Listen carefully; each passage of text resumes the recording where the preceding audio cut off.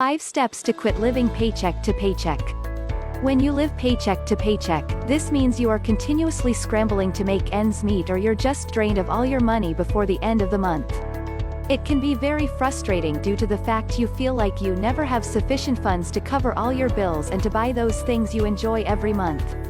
When you stay paycheck to paycheck, it's basically not possible to get ahead financially. You may also be unable to cope with even a $500 emergency. Soon, you begin a habit of overspending, and you run up extra debt each month from credit cards. It's tough to stop living from paycheck to paycheck, but it can be done. These steps will assist you in thriving financially and get you on the right track to start hitting bigger money goals. 1. Learn to budget. Anyone can write down a monthly budget. This is the foundation of learning to manage your money. If you don't learn how to budget, it'll be like trying to run a marathon before learning how to walk. However, writing down a monthly budget and following it are two totally different things. When you are budgeting successfully, you are tracking your spending, and you stop spending when you run out of what you allocated for yourself. Every dollar has a place to go, and you shouldn't be needing more if you budgeted correctly. A price range that has been budgeted correctly has all of your costs factored into it so that you aren't caught off guard when your automobile registration and taxes are due, or when you have to pay your insurance plan premiums.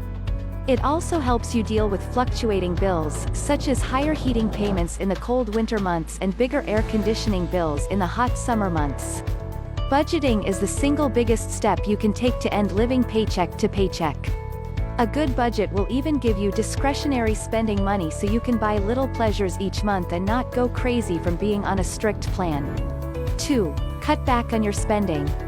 Once you have your cash hooked up to a working budget, you want to cut back on absent-minded spending. When you buy things, get them on sale or buy the generic version. Always be hunting for ways to save. You might have been okay with buying whatever worked before, but now you need to get serious about building a comfortable life. This will free up cash, enabling you to not only get out of debt but also start an emergency fund. Once you pay off your debt, you will have extra cash to spend every month. As you get better at saving, you will be able to discover even more ways to save. The key to cutting even further back is to challenge yourself to spend $50 much less a week on groceries, or an amount that is in line with your budget. If you work on cutting unnecessary stuff out of the budget in increments, it's not as overwhelming.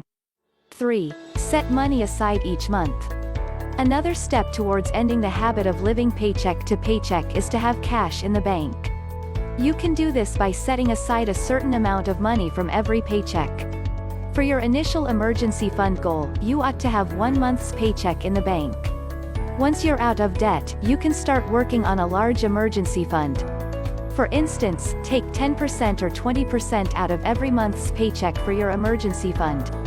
This emergency fund is the key to stop living from paycheck to paycheck for the long term. When you have a year's worth of expenses in the bank, you find that you are much more prepared to deal with life's surprising challenges. Even if you begin with a simple $50 a paycheck, you will begin to feel less stressed about dealing with your finances.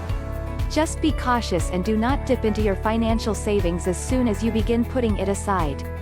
If you feel like you will be tempted to dip into your savings, take precautions and make it harder to do this by opening an automated savings account so you are never touching the cash you save, or inserting the cash in a separate bank. You should also think about placing some money in an account you cannot get to at all, like a 3-month certificate of deposit. 4. Get out of debt and stop using your credit cards. A very important thing you can do is to get out of debt. Your debt is eating up a piece of each paycheck and can hold you back from your financial goals. Logically, you won't get out of debt if you keep building it up with credit cards. You need to give up the use of your credit cards till you are completely out of debt. You're not gonna miss out on rewards. Getting out of debt and cutting a significant amount of stress from your life is the best reward. This will help you to manage and curb your spending. If you lack willpower, cut up all your credit cards except for one and put all your credit on that, then pay it off each month, no matter what.